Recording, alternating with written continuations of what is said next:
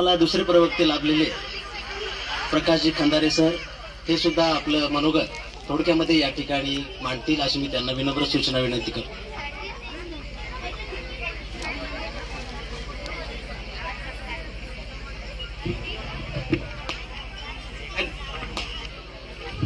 एखाद्याला पोटभर जेवून घातल्यानंतर त्याला परत जेवायला लावणं म्हणजे अन्याय असतो. दादाने इतकं छान भाषण केलं की बाबासाहेबांच्या एका वाक्याची लक्षात आलं मला की शिक्षण वाघिणीचं दूध असल्या वाघ कसा गुरगुरतो. तर दादासाठी आणि दादाच्या भाषणासाठी एकदा जोरदार टाळ्या होत्या. मला आयोजकांनी सांगितलं होतं बराच वेळ, पण वेळेअभावी मी पण तुम्हाला जास्त त्रास देणार नाही. थोडक्यात जेवढं काही लिहून आणलं ते वाचून दाखवतो. मी माझी जागा घेतो. तुझाच गौतमा पडे प्रकाश अंतरी, तुझेच धम्मचक्र हे फिरे जगावरी. महाकारुणिक तथागत भगवान गौतम बुद्ध. आणि काय करू आता धरुनिया भिड, निशंक हे तोंड वाजविले. नवे जगी कोणी मुखियांचा जाण, सार्थक लाजून नवे हित. हा अभंग एका महाराष्ट्राच्या अशा संताचा आहे. बाबासाहेबांनी 1920 मध्ये 31 जानेवारी 1920 मध्ये शाहू महाराजांच्या मदतीनं एक पाक्षिक सुरू केलं होतं. पाक्षिकाचं नाव होतं मूक नायक. आणि या मूक नायकांमध्ये एक खरा अभंग 4 कडव्याचा आहे. बाबासाहेबांनी फक्त 2 कडवे घेतले होते सुरुवातीचे. अभंगाचा अर्थही सांगतो, कारण हेच महाराज पुढे म्हणतात की अर्थेविना पाठांतर कासया करावे, व्यर्थची मरावे घोकुनिया. घोकुनिया काय वेगळे अर्थ पाहे, अर्थरूप राहे होऊनिया. तुका म्हणे ज्याला आहे अर्थ भेटी, नाही तरी गोष्टी बोलू नये. म्हणजे ज्या गोष्टीचा अर्थ माहीत नसेल तर ती गोष्ट बोलू नये. तर अभंगाचा अर्थ असा होता की काय करू आता धरुनिया भिड, निशंक हे तोंड वाजविले. त्या अभंगामध्ये म्हणतात महाराज तुकाराम महाराज की मी आता भीती धरून काय करू, माझे तोंड मला वाजवावे लागणार आहे. काय वाजवावे लागणार आहे त्याचा अर्थ कारण दुसऱ्या ओळीमध्ये सांगतात, काय करू आता धरुनिया भिड, निशंक हे तोंड वाजविले. कारण नवे जगी कोणी मुखियांचा जाण, सार्थक लाजून नवे हित. म्हणजे या जगामध्ये मुखियांची जाण असलेला कोणी मूकनायक नाही. आणि ते मूकनायक होण्यासाठी माझं तोंड जे आहे वाजवावं लागणार आहे. मला लाजून आणि गप्प बसण्यात अर्थ नाही. म्हणून त्या जगद्गुरु संत श्रेष्ठ तुकाराम महाराजांच्या अपेक्षित असलेला मूकनायक म्हणजे आपले डॉक्टर बाबासाहेब आंबेडकर आहेत. म्हणून या जगद्गुरु संत तुकाराम महाराजांना आजच्या दिवशी मी अभिवादन करतो. स्वराज्य संकल्पिका राष्ट्रमाता जिजाऊ मासाहेब ज्यांच्या संकल्पनेतून या देशामध्ये एक लोकशाही असं राज्य स्थापन झालं आणि ज्या राजाची उद्या जयंती आहे. खरं तर लोकशाहीमध्ये राजाचा उल्लेख केला जात नसतो, ते हुकुमशाही ठरल्या जाते. पण छत्रपती शिवाजी महाराजांचं असं स्वराज्य होतं की जे खऱ्या अर्थानं लोकशाहीला अपेक्षित असलेलं राज्य होतं. तर त्या राजाला देखील आजच्या दिवशी मी विनम्र अभिवादन करतो. आणि ज्या मनगटात बळ, सामर्थ्य आणि बुद्धी असते तो स्वकर्तृत्वावर राजा बनू शकतो असा संदेश देणाऱ्या लोकमाता अहिल्यादेवी होळकर यांना देखील आजच्या दिवशी मी अभिवादन करतो. भगवान बुद्धाच्या नंतर आणि बाबासाहेबांच्या अगोदर आपल्या महागा महाराला 18 पगड जातीला जर कोणी पाणी पाजविलं असेल तर ते राष्ट्रपिता ज्योतिराव महात्मा फुले यांना देखील आजच्या दिवशी मी अभिवादन करतो. आणि त्यांच्याच कर्तृत्वाला साजेल असं कर्तृत्व गाजवणाऱ्या त्यांच्या पत्नी शेकडो वर्षाच्या अंधकाराला भेदून ज्ञानाची मशाल या देशामध्ये निर्माण करणाऱ्या, इथल्या वर्णव्यवस्थेच्या हाताळावर लाद घालणाऱ्या सावित्रीमाई फुले यांना देखील आजच्या दिवशी मी अभिवादन करतो. 1920च्या दरम्यान त्या दशकामध्ये एक हुकूम काढला होता एका कोल्हापूरच्या राजानं की जर तुम्ही तुमच्या लेकराला शिक्षण देत नसाल तर तुम्हाला 1 रुपया दंड लावला जाईल. त्याला वाटायचं की त्या बहुजनाची पोरं शिकावीत, मोठी व्हावीत, म्हणून त्यानं 1920च्या दरम्यान 50% आरक्षण सुरू केलं. आणि जसं सांगितलं सरांनी सुरुवातीला की गंगाधर कांबळे नावाच्या एका माणसाला जो अस्पृश्य समाजातून होता त्याला हॉटेल काढून दिलं. आता हॉटेल तर काढून दिलं, पण चहा प्यायला जाणार कोण? माघा महाराज हातचा आजही गावामध्ये बाट समजला जाते. म्हणतात लोक वरच्यावर आम्ही काय बाट पाळत नाही. पण जातीमध्ये जात शोधतात. आता कांबळे म्हणल्या कोणचं लक्षात येते, खंदारे कोण, गायकवाड कोण, मग त्याच्यात तुमचे मामा कुठे आहेत? आजही आपल्या देशातला जातीवाद संपलेला नाहीये, जेवढा पाहिजे तेवढा अपेक्षित. शाहू गेले, फुले गेले, बाबासाहेब गेले, असे कित्येक गेले, पण आपण आपल्या वैयक्तिक स्तरावर देखील आपण हे करणं गरजेचं आहे.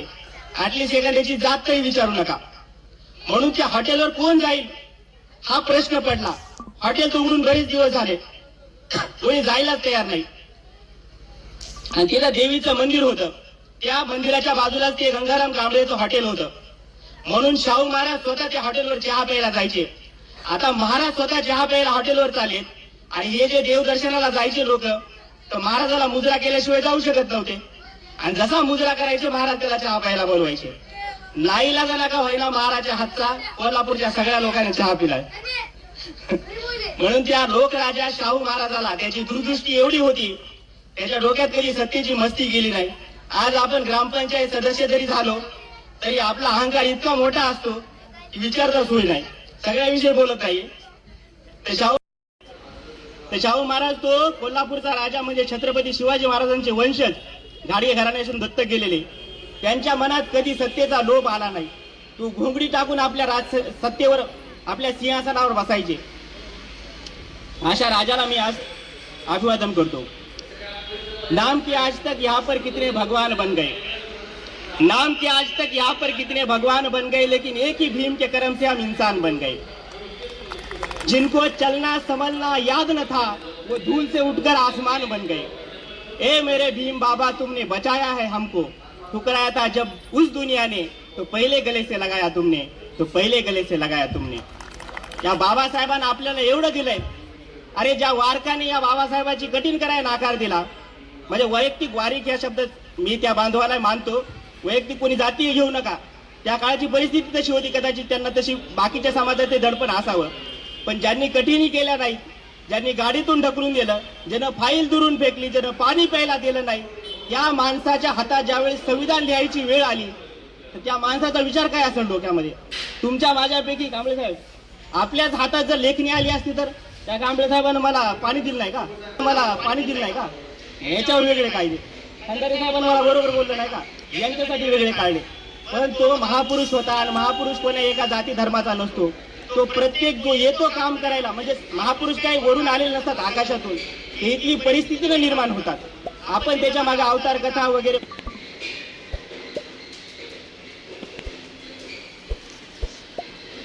माकड कथा लावतो, त्याचं कर्तृत्व फार भट्ट्याबोळ करून टाकतो, ते नाश करतो.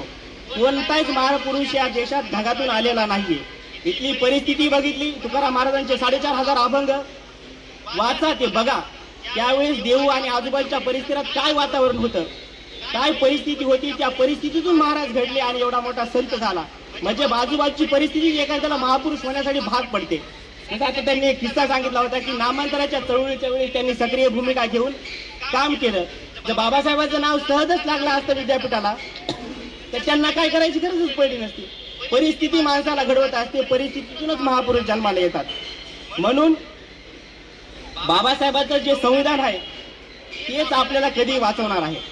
कारण हे संविधान काय म्हणतंय किंवा संविधान विषय काय, ये रुतबा मेरे सर को तेरे संविधान से मिला है, ये रुतबा मेरे सर को तेरे संविधान से मिला है, ये सन्मान भी. आता या ताई जे बसल्या तिथं सरपंच म्हणून विचार करा, बाईची परिस्थिती काय होती माहित आहे का. घर मुलगा जन्मल्यावर बापाच्या हाताखाली, मोठा झाल्यावर लग्न झाल्याच्या नंतर नवऱ्याच्या हाताखाली, नवरा गेल्याच्या नंतर मुलाच्या हाताखाली. बरोबर ताई, हीच परिस्थिती होती. आता बऱ्याच ठिकाणी आहे. म्हणजे स्त्रीचं काय काम होतं तर फक्त पुरुषाच्या मर्जीत राहणं. आता आपल्या देशामध्ये अशा बऱ्याच घटना घडत असतात. स्त्रीला नियंत्रित केलं जाते. नियंत्रित कसं की समजा एखाद्या बिचारीला कोणी आवडला मुलगा, तो कोण्या जातीचा का असेल ना, निर्व्यसनी असेल, चांगलं कमवीत असेल, स्वभाव चांगला असेल, तर तो जात धर्म काही बघू नका. पण तो जर त्या परधर्मातल्या किंवा परजातीतल्या पुरुषासोबत जर तिने विवाह केला तर ते मला मान्य नाही. माझ्या बहिणीने जर विवाह केला तर, कारण मी तिचं जगणं नियंत्रित करतोय. मग तिला किंवा तिला जे सैराट पिक्चर मध्ये जे दाखवलंय ते आदरणीय आपले नागराज मंजुळे साहेबांनी एकदम योग्य दाखवलंय. काहीला आवडलं असेल, काही नसेल, ते त्यांचं मत असेल, पण तिचं जगणं नियंत्रित करू नका. तिला देखील एक माणूस म्हणून स्वतःचं मत मांडण्याचा, स्वतःचे विचार मांडण्याचा, स्वतःचा राग व्यक्त करण्याचा अधिकार आहे. आपल्या आपल्या परीने आपण त्याच्यावर काय रिॲक्ट करतो ते महत्वाचं आहे. म्हणून मी शेर सांगत होतो की ये रुतबा मेरे सर को तेरे संविधान से मिला है, ये सम्मान भी मुझे तेरे संविधान से मिला है, औरों को जो मिला है वो मंजुळे साहेबांनी एकदम योग्य दाखवले. काहीला आवडलं असेल, काही नसेल, ते त्यांचं मत असेल, पण तिचं जगणं नियंत्रित करू नका. तिला देखील एक माणूस म्हणून स्वतःचं मत मांडण्याचा, स्वतःचे विचार मांडण्याचा, स्वतःचा राग व्यक्त करण्याचा अधिकार आहे. आपल्या आपल्या परीने आपण त्याच्यावर काय रिॲक्ट करतो ते महत्वाचं आहे. म्हणून मी शेर सांगत होतो की ये रुतबा मेरे सर को तेरे संविधान से मिला है, ये सम्मान भी मुझे तेरे संविधान से मिला है, औरों को जो मिला है वो मुकद्दर से मिला होगा, हमें तो मुकद्दर भी तेरे संविधान से मिला है. म्हणजे गाव कुसा बाहेर राहणारा महार समाज आज दादाच्या हातात इतक्या सोन्याच्या अंगठ्या बघितल्यात, भारावून गेलोय मी. आज आपली परिस्थिती काय होती माझ्या विचाराच्या माय मावल्या माझ्या आजीच्या वयाच्या सांगतो. आपण शेणातली गौरी, शेणामध्ये जे ज्वारी असते ना ती धुवून जळून खाल्ली बरं का. आज आपल्या घरामध्ये दुर्डीभर भाकऱ्या करण्या अशा शिळ्या राहत असतील, कुत्र्याला फेकून की काहीतरी ते आपण येतात बघा, ते बिचारे ते येतात त्याच्यावरच्या साबणा जमा झाल्या आपल्या त्या ज्वारीच्या त्या भाकऱ्या देऊन त्या गव्हाच्या पाड्या तितक्याला जेवण आपण फेकून देत असो. पण या रमा मातीच्या पुढे पुढे किस्से येणार मी सांगतो त्यामध्ये. तर अशी परिस्थिती होती, त्या परिस्थितीमधून जो मुकद्दर आहे ते लोकांना कुणाकडून भेटला असेल, पण आपला मुकद्दर आपल्या संविधानामुळे मिळालाय. बाबासाहेबांना आजच्या दिवशी मी अभिवादन करतो. दिवसा गावातली घाण साफ करणारे आणि रात्री कीर्तन आणि प्रबोधनाच्या माध्यमातून लोकांच्या डोक्यातली घाण साफ करणारे राष्ट्रसंत गाडगे बाबा यांना देखील आजच्या दिवशी मी अभिवादन करतो. आज ज्यांची आपण जयंती साजरी करत आहोत त्या त्यागमूर्ती माता रमाई, करुणेचा महासागर, महासूर्याची सावली, आपल्या बाबासाहेबांची रामू, रमा, रमाई आणि आपल्या कोट्यावधी बहुजन दिनदुबळ्यांची आई महामाता रमाई हिला आजच्या दिवशी मी अभिवादन करतो. वेळेअभावी सर्वांचे नाव घेत नाही. उपस्थित सर्व मान्यवरांना मी त्यांचे नाव घेतले असे गृहीत धरा. एक 2-3 किस्से सांगेल कारण मला कमी वेळ मिळाला आहे, तेवढ्यामध्ये मी जेवढं सांगण्याचा प्रयत्न करतो. तुम्ही बोर होत नाहीत ना? आता आपण जेवण्याचा कार्यक्रम आहे का नाही ना? हा, कारण आता बघा आपण जेवणाचे भुकेले नाहीत, आपण आता ज्ञानाचे भुकेले आहोत. एक वेळ अशी होती की आपल्या इथं कार्यक्रमामध्ये जर कुठलाही कार्यक्रम असेल आणि चपातीचं जेवण असेल तर दिवसभर माणूस उपाशी राहायचा. पण आज आपली तशी परिस्थिती नाहीये. बाकी काही दिवसापूर्वी कांबळे साहेब बार्टीने एक भीमा गोरेगावच्या 1 तारखेचा एक आदेश काढला होता की खिचडी वाटप करू म्हणजे आपण तिथं 50-60 हजार रुपयाची खिचडी. तर आपल्या समाजातल्या काही कार्यकर्त्यांनी विनंती केली बार्टीला. आपला समाज किती जागरूक आहे. आणि दुसरी एक गोष्ट आवर्जून मी सांगू शकतो, आरक्षण आता देशात भरपूर चाललंय. आपली प्रगती आरक्षणानं झाली नाही. आपली प्रगती झाली 1956 मध्ये आपण सुरू केलेला बुद्धाला कवटाळलं म्हणून आपली प्रगती झाली. किती महाराच्या घरापुढे लाल दिव्याच्या गाड्या आहेत. हा कांबळे साहेब, आपली प्रगती आरक्षणात नाही. बाकीच्या समाजाची तुलना करा, मी त्याचा अपमान करत नाही, पण बाकीच्या समाजाला आरक्षण भेटले त्यांचे बघा ना आपली परिस्थिती बघा. आपण जुन्या भाकड कथा पुराण देवक हे सगळं फेकून दिलं म्हणून आपण पुढे आलो. महाराच्या गळ्यामध्ये गाडगं होतं, कमरेला झाडू होता, गावकुसा बाहेर राहणारा समाज आज सुटाबुटात आला, चांगले कपडे घालतोय, चांगलं चुंगलं खातोय. ते कशामुळे झाले? किंवा चांगले विचार त्याच्या डोक्यात आहेत, प्रगतीचा विचार आहे, देवदेव करत नाहीत, कंदोऱ्या करत नाहीत. अशा गोष्टी आपण सगळ्या टाळल्या. ते कशामुळं? कारण आपण महाकारुणिक तथागत भगवान बुद्धाला कवटाळले, त्यांना जवळ केले म्हणून आपली प्रगती आहे. बाबासाहेबांचा एक किस्सा सांगतो. एके दिवशी बाबासाहेब कोर्टाची कामं संपून घरी येत होते आणि त्यांना त्या दिवशी त्यांच्या कोर्टाची फीस मिळाली होती आणि त्यांची बरेच दिवसापासून इच्छा होती की रमाईला काहीतरी सोन्याचा दागिना विकत घ्यावं. कारण मनातून कुठेतरी वाटायचं की रमाई माझ्यासाठी एवढं करते, माझ्या कुटुंबासाठी एवढं करते, माझ्यासाठी उपवास तापास करते, आपणही तिच्यासाठी काही ना काही केलं पाहिजे. म्हणून बाबासाहेब त्या सराफा बाजारामध्ये गेले. त्यांना जो दागिना आवडला त्यांनी ते दागिने खरेदी केले आणि घरी आले. घरी आल्यावर रमाईला म्हणले, रामू, बाबासाहेब रामू म्हणायचे प्रेमानं, रामू इकडे. आणि ते दागिन्याची जी पेटी बाबासाहेबांनी आणली होती ज्यामध्ये बरेच दागिने होते ते रमाईच्या हातात दिले आणि म्हटले की दागिने आज तू घाल, परिधान कर अंगावर.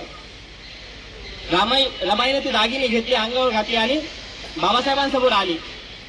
बाबासाहेबांना आता रमाईला अपेक्षा होती, प्रत्येक स्त्रीला अपेक्षा असते की आपल्या नवऱ्यानं आपलं कौतुक करावं, आपण कशी दिसते. तर बाबासाहेब काय म्हणले, आता तू छान दिसते पण तुझ्या जे कपाळावर कुंकू आहे ते पुसून टाक. आता रमाईला तर राग आला त्या गोष्टीचा की असे कसं काय म्हणले साहेब. रमाई साहेब म्हणायचे बाबासाहेबाला, असे कसे म्हणलाय साहेब, काय नाही म्हणले, तू ते कुंकू जे आहे पुसून टाक. रमाईला राग आला. रमाईने ते भराभरा जेवढे काही दागिने होते अंगावरचे ते काढले आणि बाबासाहेबांच्या हातात दिले. बाबासाहेबांना लक्षात आलं की आपण खरं तर चुकीचं बोललोय. मग बाबासाहेब हळूच तिला म्हणतायत रामू, मी म्हटलं त्याबद्दल मी दिलगिरी व्यक्त करतो, क्षमा मागतो, पण मला आतून फार वाटतं की तुझ्यासाठी काहीतरी करावं, तुला चांगलं लुगडं घ्यावं, चांगले कपडे द्यावेत, तुला कधी आरामात कुठल्या चांगल्या ठिकाणी फिरून आणावं. पण माझं काम आणि माझ्या समाजाकडे बघितलं की मला त्यातून वेळ मिळत नाही, माझ्याकडे तेवढा पैसाही नाही. म्हणजे बाबासाहेबाला देखील आपल्या बायको काय करते पण तिचा किती मोठा त्याग आहे याची जाणीव होती. रमाई देखील काय करायची की वरळी आणि त्या आजूबाजूच्या परिसरामध्ये दिवसभर शेण गोळा करायच्या. सकाळी पहाटे 5-6 वाजता उठून तिला सकाळी 7-8 वाजेपर्यंत, जोपर्यंत लोकांची जास्त लोक जागे होत नाही, कारण लोक जर जागे झाले आणि त्यांनी जर बघितलं की बॅरिस्टराची बायको शेण गोळा करते तर तिचा अपमान होईल का नाही. म्हणजे तिचा तर अपमान आहे, आपल्या नवऱ्याचा अपमान आहे. म्हणून लोकांच्या लक्षात येऊ नये म्हणून माता रमाई सकाळी लवकर उठून गौऱ्या गोळा करायची आणि संध्याकाळी 7च्या नंतर वरळीला जाऊन त्याच्या गौऱ्या थापून ते विकून त्यातून आपला समाजाचं जे घर, आपल्या त्याच्यातून येणाऱ्या पैशातून आपला उदरनिर्वाह करायची. म्हणजे तिनं देखील आपल्या कष्टातून बाबासाहेबाला होईल ती मदत केली. बाबासाहेब इथं सांगतायत की तू जे कष्ट करते त्याबद्दल मला खरंच तुझं कौतुक वाटतंय, पण तुझ्यासाठी काही करू शकत नाही याची खिल्ल देखील आहे माझ्या मनामध्ये, ती वाईट वाटते मला. मी तुला विनंती करतो की हे दागिने तू पुन्हा घ्यावेस. म्हणून बाबासाहेबांच्या विनंतीवरून रमाईने ते दागिने घेतले. वराळे काकाचा एक प्रसंग सांगतो. रमाई थोडे आजारी असल्यामुळे त्यांनी बाबासाहेबांचे जे पाहुणे होते वराळे काका, त्यांच्या ते एक वसतिगृह चालवायचे. त्या वसतिगृहामध्ये काही दिवसासाठी रमाईला ठेवण्यात आलं तिकडं, आणि तिथं बरेच मुलं होते. त्यांच्या मुलाच्या जेवणासाठी एका ठिकाणातून त्यांना दर महिन्याच्या 1 तारखेला अनुदान यायचे. आणि एका महिने असं झालं एका महिन्यात की 2-3 दिवस झाले तरी त्यांना ते अनुदान आलंच नाही. 3 दिवस ते मुलं उपाशी होते. आणि ही गोष्ट ज्यावेळेस रमाईला कळाली तर रमाईनं आपल्या अंगावर जे काही सोन्याचे दागिने होते ते दागिने त्या वराळे काकाच्या हातात देत म्हणाली, तुम्ही याला गहाण ठेवा किंवा विकून टाका, पण या लेकरांची सोय करा. आता आपल्या इथं बसलेल्या मावल्यापैकी किती मावल्या असं आहेत की त्यांना लक्षात आलं की शेजारच्याचं लेकरू उपाशी आहे किंवा ती आजारी आहे आणि आपल्या जवळचा आपण दागिना द्यावा आणि त्याचा विलास करायला सांगावं. फार कमी करतील, काही करतीलही, पण खरी ती दीनदलिताची माता होती म्हणून तिने आपल्यासाठी एवढा त्याग केला, बाबासाहेबांसाठी त्याग केला, बाबासाहेबांसाठी उपास तापास केले.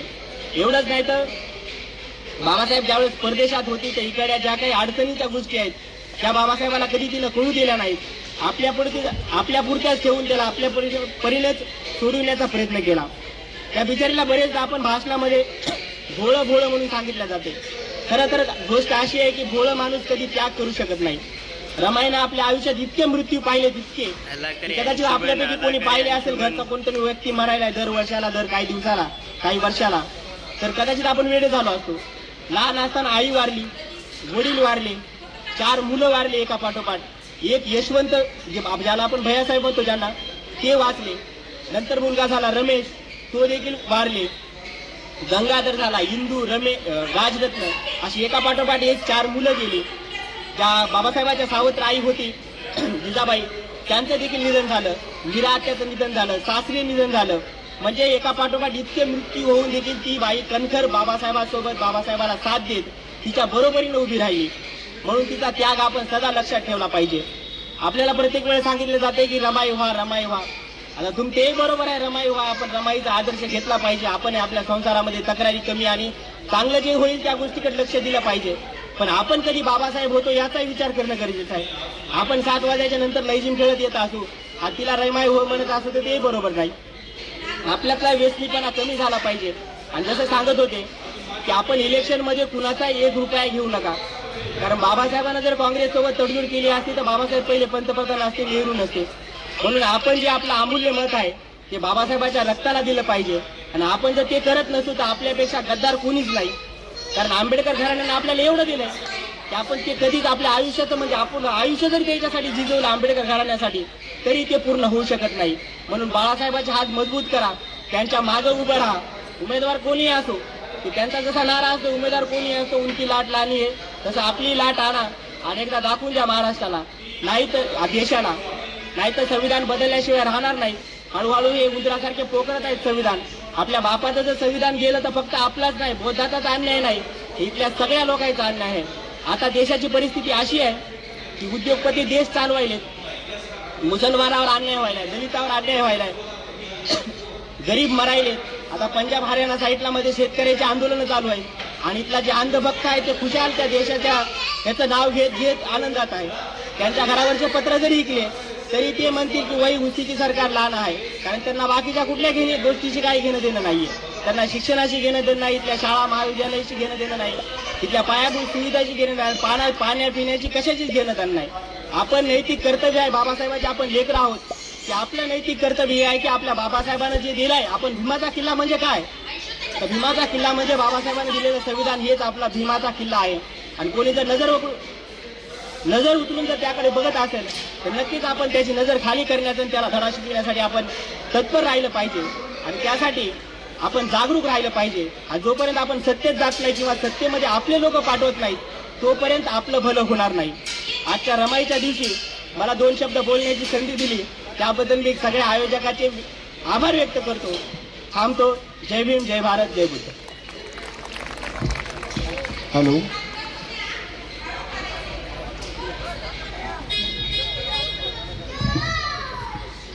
तो आटोपच झालेला आहे सर्वांच्या.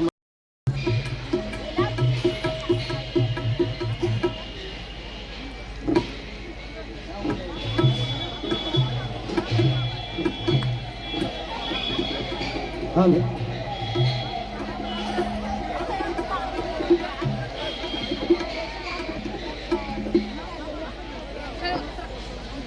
हॅलो,